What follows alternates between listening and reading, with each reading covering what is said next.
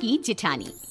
शांति अपने दो बेटों अर्नव और आरुष के साथ शांति से जीवन बिता रही थी, लेकिन शांति के पति सोहन से उसकी कभी कभार थोड़ी अनबन हो जाती थी। एक दिन शांति रोज की तरह सुबह का खाना बना रही थी, तभी दरवाजे की घंटी बजी।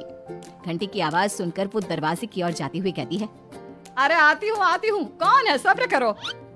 शांति दरवाजा खोलती है तो देखती है कि उसके जेठ मोहनदास सामने खड़े होते हैं। वो सक पकाकर अपना घूंघट करती है और पैर छूकर कहती है, आइए आइए जेठ जी।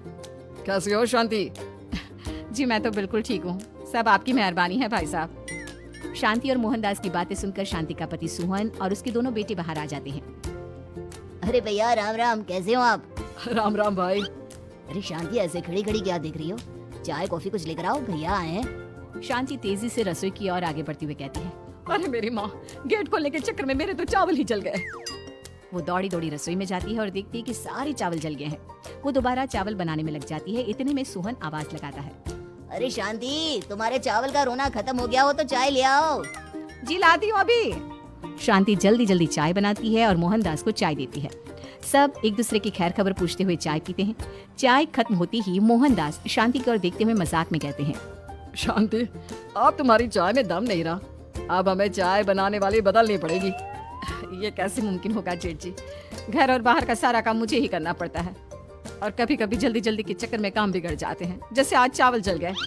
अरे इसी का तो हल लेकर आया हूँ। मैंने रिश्ता देखा है अर्नव और आरुष के लिए। दोनों लड़कियाँ बहुत सुंदर और सुशील हैं। अगर आप दोनों इजाजत दें तो बात करूँ आगे। सोहन और शांति रिश्ते की बात सुनकर कहते हैं, अब ठीक है, बात चलाइए ना भैया, पर पहले लड़की के बारे में कुछ बताइए तो सही। हाँ हाँ भाई साहब, लड़की कैसी है, परिवार कैसा है, कहाँ के रहने वाले हैं? देखो परिवार तो बहुत अच्छा है, पर वे दोनों लोग बहुत गरीब हैं। दहेज में कुछ मिलेगा नहीं। अरे हमें दहेज में कुछ चाहिए भी नहीं, बस लड़की संस्कारी होनी चाहिए।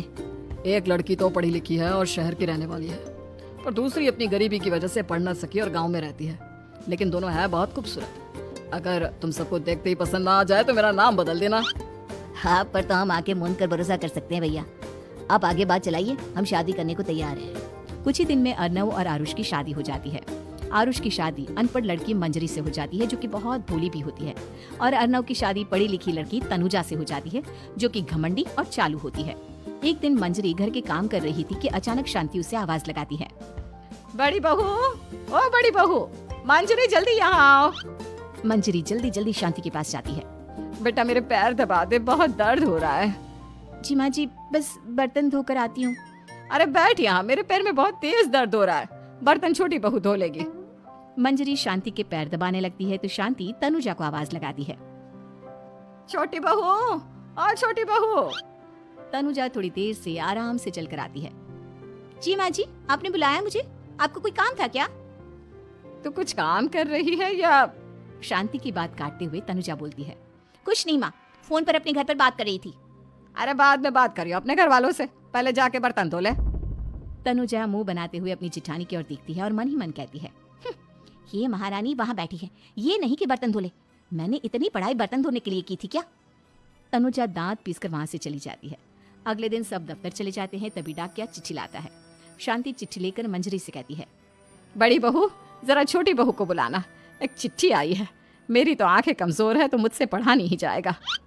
मंजरी तनुजा के पास जाकर कहती है, तनुजा तुम्हें माँ जी बुला रही हैं। मुझ पर हुक्म मत चलाओ, काम बताओ काम। अरे मैंने तुम पर कहाँ हुक्म चलाया, और हुक्म चला भी दूंगी तो क्या हुआ, तुम तो मेरी छोटी बहन की तरह हो ना। तुम जैसी अनपढ़ जाहिल और गांव की गवार मेरी बहन नहीं हो सकती।